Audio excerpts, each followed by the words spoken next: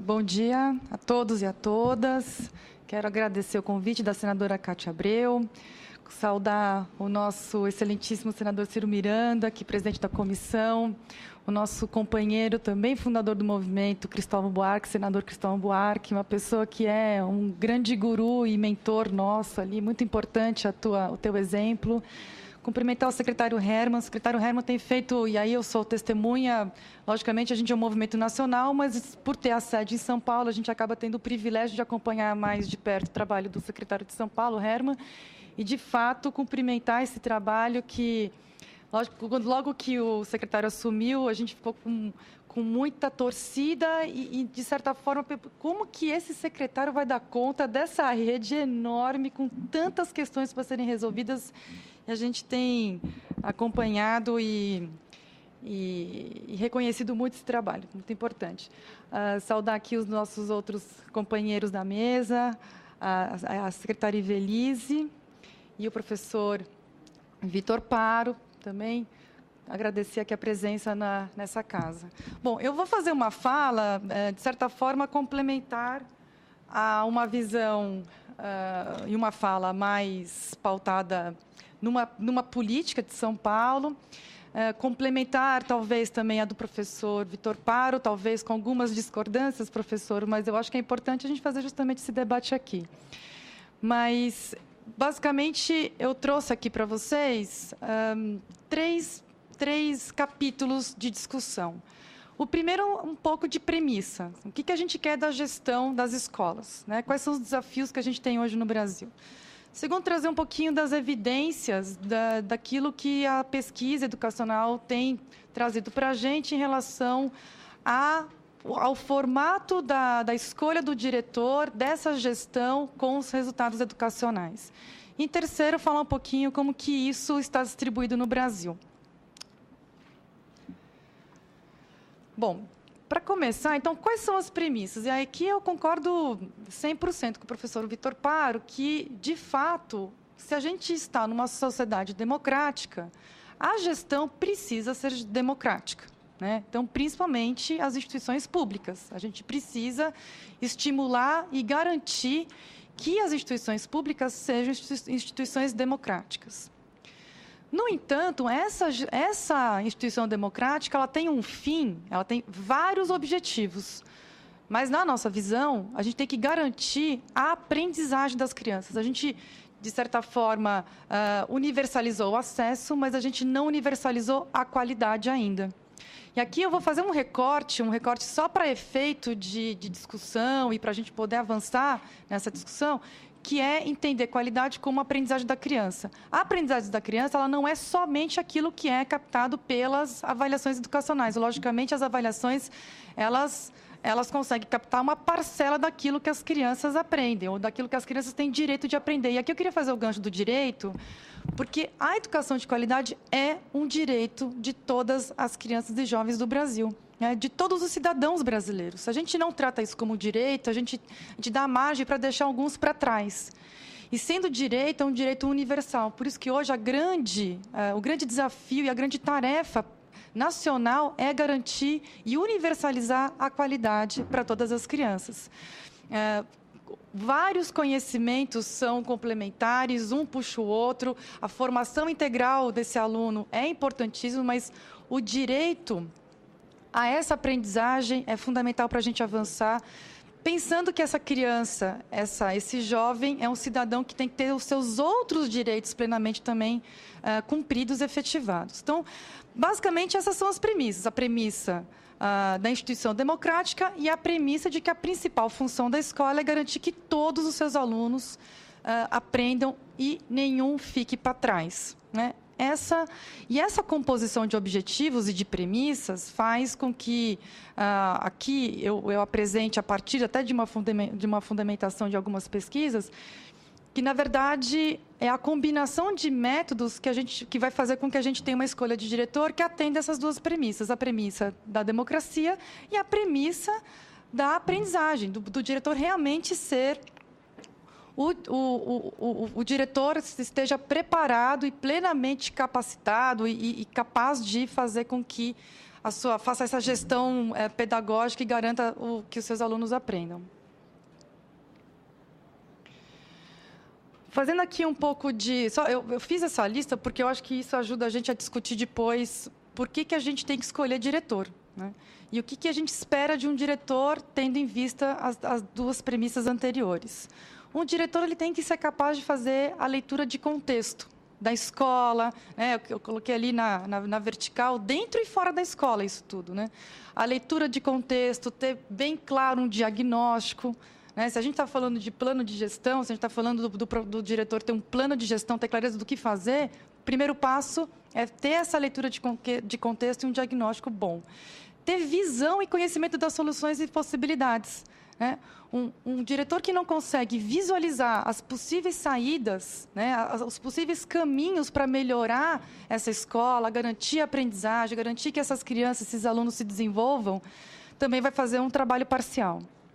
Definição dos processos, os seus desdobramentos e responsáveis. Esse é um trabalho que não é para qualquer perfil. Isso depende de um perfil muito específico, uma pessoa que é capaz de ter um diagnóstico, ter essa visão e traçar os processos de desdobramentos. Ser capaz de monitorar os resultados, tanto dos meios, né, os resultados de meio, quanto os resultados de fim. Saber fazer a avaliação da sua equipe, mas fazer uma avaliação pensando no desenvolvimento pessoal, no desenvolvimento profissional dos professores, dos funcionários, né? Tudo isso tendo em vista a aprendizagem do aluno, né? Então, a questão do follow-up é muito importante. O tempo inteiro o diretor poder trocar e ter essa conversa pedagógica na escola, porque, de novo, o objetivo é garantir a aprendizagem. E a liderança, né? A liderança que, inclusive, no processo de eleição, fica mais evidente, né? Mas é a capacidade de liderar em todos esses processos. Então, o que eu trouxe aqui para vocês, estão pensando nas premissas e pensando nessas tarefas que um diretor tem, eu trouxe algumas pesquisas que trazem algumas evidências. São pesquisas de larga escala, de larguíssima escala, que envolveram centenas de escolas. O que eu fiz, apenas a última pesquisa, que é do Fernando Abruzzo, que envolve um número menor de escolas, mas faz uma avaliação mais vertical. Então, aqui, essa pesquisa é da Roberta Biondi e da Fabiana de Felícia, de 2007. Eu também peguei só pesquisas mais recentes, então, a partir de 2007. A primeira conclusão desse estudo, que é atributos escolares e desempenho dos estudantes, a primeira conclusão desse estudo é a evidência do efeito positivo sobre os resultados de matemática da combinação de seleção com eleição. A seleção, a gente pode depois conversar e pensar qual que é a melhor forma de fazer essa seleção para garantir aqueles atributos aqui. Mas o fato de combinar um processo técnico com um processo democrático é importante nessa combinação. Então, ela mostrou que essa combinação de fatores eleva a aprendizagem aqui, principalmente elas conseguiram ver uma evidência muito forte nos resultados em matemática, que hoje todos sabem que é uma das disciplinas que a gente tem tido maior dificuldade de avançar no Brasil, né? A gente tem resultados ainda muito ruins em matemática e a gestão da escola tem muito a fazer com a matemática, porque a matemática ela tem mais correlação com a escola do que até outras disciplinas, principalmente língua portuguesa. Matemática, a criança não vai aprender matemática em outro lugar. Então, essa vinculação da gestão com a aprendizagem de matemática é importante. Então, essa combinação como forma de escolha do diretor relativamente à escolha somente por eleição ou por outras formas. A outra conclusão é que as turmas que tiveram somente um professor, e aí eu peguei essa outra conclusão desse estudo, porque isso tem a ver com a gestão do professor, do diretor, desculpa. Né? Você ter um professor fixo naquela escola, né, secretário? A gente tem verificado como é importante a fixação do professor nas escolas. E quando o aluno tem aula, quando ele passa com um professor, ele não tem troca de professor ao longo do ano, e isso tem muito a ver também com a gestão do diretor, o desempenho é 4,2 pontos maior do que relativamente às turmas que tiveram mais do que um professor naquele período, né? A outra pesquisa que eu trouxe é uma pesquisa que foi encomendada pela Fundação Lehman, para a Heloísa Luque. A Heloísa Luque é uma grande especialista em gestão escolar também, é uma pesquisa de 2009. Aqui ela traz uma pesquisa mais qualitativa, ela traz a importância da eleição do diretor, mas ela também verifica, a partir da observação desses processos em algumas escolas, em vários estados, que nem sempre a eleição de diretor é resultado da mobilização da comunidade. A gente também já vem verificando a interferência política, a interferência de políticos nessa eleição, quando é puramente por eleição. É claro que todo o sistema acha formas de que essa indicação política aconteça. Então, também quando só é a eleição de diretor apenas por essa forma de escolha do diretor, também nem sempre isso não é pressuposto. O que eu quero deixar mais enfático é que isso não é pressuposto de mobilização da comunidade. Nem sempre é mobilização da comunidade. Claro que a gente tem, sim, processos maravilhosos de mobilização, de escolha de diretor pela comunidade escolar, mas não é sempre. A gente tem que ficar atento a esse efeito, que é também de influências externas nessa eleição. E também nem sempre resulta num trabalho voltado para a melhoria contínua da educação ofertada aos alunos, né? Aqui também a gente tem que tomar cuidado, sempre quando a gente escolhe apenas uma forma, quando a gente tem um tiro único, o risco de ter viés é maior. Então, quando a gente tem só a eleição, o que acontece é que, em geral, o próprio processo de eleição, aquele que está se colocando para ser o diretor, ele formula um plano que nem sempre tem como resultado, como direcionamento, a aprendizagem dos alunos. Às vezes ele prefere, ou ele acaba, até por uma questão de ser eleito, coloca ali no seu plano de eleição outros fatores que são mais palatáveis para os seus eleitores, para os seus futuros eleitores, né? E há evidências de construção de uma cultura de conivência em detrimento da melhoria necessária, justamente por isso, né? Então, a eleição, somente, ela, por mais que teoricamente, ela tem, assim, vários atributos e várias vantagens, ela pode apresentar esses dois vieses, que a gente não pode deixar de ter em mente, que nem sempre é fruto da mobilização, de fato, e nem sempre vai ter a aprendizagem do aluno como foco.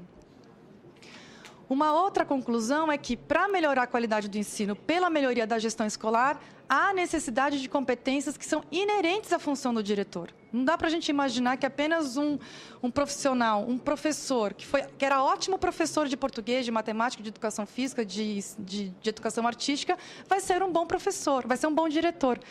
Aqui tem uma ideia que é a ideia da carreira em Y. Tem pessoas que são ótimos especialistas, tem pessoas que são ótimos gestores. Isso depende de preparo, de formação, isso depende de vocação, isso depende de atributos pessoais, atributos que você pode adquirir com uma formação, mas nem sempre a gente precisa dessas competências para que haja uma boa gestão escolar. Então, uma estratégia eficaz que tem acontecido, e aí também visto pela Heloísa Luque, é a realização de exames prévios à escolha pela comunidade. Então, de novo, a combinação de escolha técnica, e aí as escolhas podem ser de várias formas, e eleição. Porque aí a gente garante esses atributos, ou pelo menos a gente garante um bom diagnóstico daquilo que precisa ser trabalhado no diretor depois. E a questão democrática, a legitimidade que esse diretor depois vai precisar ter para poder ter aquela liderança que eu citei na tela anterior aqui. Essa liderança é importante. O terceiro estudo, o estudo da Priscila Tavares, de 2012, é bem recente, do ano passado. E aqui ela conclui, o estudo é os impactos de práticas de gestão escolar sobre o desempenho educacional. Então, são evidências a partir de escolas paulistas. Então, a conclusão dela é que práticas de gestão podem explicar as diferenças entre escolas com alunos e professores com perfis semelhantes. Então, quando você compara dois grupos, com alunos e professores de perfis semelhantes, o que pode explicar, e aí é esse fator gestão que ela encontrou para explicar a diferença de desempenho nessas escolas. E o que ela encontrou é impactos positivos, significantes sobre a nota dos alunos em matemática. De novo, matemática, isso também fortalece aquela nossa crença de que a matemática ela se beneficia muito com uma boa gestão pedagógica da escola. Outras disciplinas, logicamente, né? Mas aqui tem uma grande evidência em matemática. Principalmente nos alunos com grande deficiência de aprendizagem. Aqui é outro ponto importante. Um desafio enorme do Brasil é garantir a equidade, é não deixar nenhum aluno para trás. Então, as políticas que são capazes de fazer com que a gente eleve o patamar dos alunos que estão ficando para trás é fundamental para a gente avançar no geral, mas também na distribuição. Não adianta a gente ter uma média boa, a gente tem que ter uma boa aprendizagem para todos os alunos, porque é direito. Acho que o conceito de direito é importante. E aí o que ela achou é um aumento de 40% de aumento na aprendizagem dos alunos dessas escolas que passaram por um processo de estruturação da gestão mais aprofundado. Né? Então, foram 6 pontos na escala do SARESP, no caso, que significa 40% a mais de aprendizagem. Aqui, o quarto estudo, esse aqui é um estudo também mais qualitativo, com menos escolas, mas um estudo mais profundo em relação aos modelos de gestão e os seus impactos na aprendizagem dos alunos. E aqui ele encontrou 4 aspectos relacionados à gestão que mais influenciam os resultados. O primeiro é a qualidade do corpo de gestores, principalmente o diretor. Então, é fundamental em termos bons diretores. Isso tem muito a ver com a formação desse diretor. O segundo é o tipo de liderança. É essa atitude empreendedora, a visão sistêmica da gestão. É aquele diretor que tem uma visão, e aí muito ligado àqueles atributos anteriores que eu também comentei, que realmente faça com que os alunos aprendam mais. Né? Essa gestão pedagógica como central do seu projeto, do seu plano de gestão. Os outros 2 é um clima organizacional. A gente tem visto isso cada vez mais, como o clima da escola faz diferença na aprendizagem dos alunos. Trabalho em equipe, coesão e comprometimento da equipe gestora, comando, princípios organizacionais bem definidos. E quando eu falo bem definidos, não significa ditadura. Significa que esses princípios podem ser acordados com toda a comunidade escolar, mas é importante que eles sejam definidos, né? E, por fim, a capacidade de utilizar as avaliações externas para melhorar a escola. Aqui eu discordo do professor Paro. O próprio IDEB fez com que a gente avançasse muito. O fato de a gente ter clareza de como está a aprendizagem dos alunos fez com que também as redes e os gestores públicos também pudessem ter a clareza do que precisa ser buscado. Acho que isso explica muito dos avanços dos últimos anos. A gente fala tanto de que a educação está num patamar ruim, de que a gente precisa universalizar a aprendizagem. Claro que isso tudo é verdade, mas a gente avançou muito. E a gente avançou muito porque a gente passou a ter clareza daquilo que precisa. Passou. O IDEB com SAEB, com Prova Brasil. Né? Hoje a Prova Brasil é censitária para todo mundo. E aí, novos desafios, porque também a gente não pode pensar que não é a escola de 100 anos atrás, não é nem a escola de 15 anos atrás, é uma outra escola. Então, somente a eleição não é suficiente para garantir a democratização da prática escolar. Outros fatores impactam nisso. Não dá para a gente imaginar que não tem bala de prata. Né? Então, não tem um tiro único que vai fazer com que a escola seja democrática e a eleição não é suficiente para isso. E, por outro lado, o diretor tem cada vez responsabilidades maiores. Hoje, ele tem uma função muito maior de articulação, de planejamento, de monitoramento, de avaliação da ação. Hoje, todo mundo espera desse diretor que os seus alunos aprendam. Então, cresceu a responsabilidade desse diretor. Hoje, o perfil do alunado é diferente, né, secretário? É muito diferente, é completamente diferente. Saber lidar com isso exige atributos, competências que são diferentes. Então, a gente tem que levar isso em consideração. Então, para concluir aqui a minha fala, conclusão número 1. Então, de todos os métodos, a combinação de seleção com eleição é a melhor. Pelo menos é a que tem se demonstrado a melhor, visando os resultados educacionais dos alunos. E aí, por fim, como que está a distribuição de escola do diretor no Brasil? Né? 46% dos diretores no Brasil são por indicação ainda. 13,2, mas a gente cresceu de 11,4 para 13, né, de 2009 para 2011. Então, a gente já verifica um movimento nessa direção. É a combinação de seleção e eleição, mas ainda 46 é só indicação. Então, conclusão 2, a necessidade de migrar do modelo majoritário ainda de indicação para o de seleção mais eleição. Segunda, dar condições para essa carreira em Y. Nem todo bom professor vai ser um bom diretor, então a gente precisa de formação, a gente precisa monitorar, tem que dar um feedback claro para ele de resultados das avaliações, tem que ter transparência, tem que socializar as boas práticas. O que outros bons diretores fazem, que os diretores novos que estão entrando podem se inspirar nessas boas práticas. E o mérito, né? E aí o mérito tanto do reconhecimento do seu trabalho coletivo, sempre a partir do avanço da escola. Então, quero agradecer. Muito obrigada a todos. Muito obrigado.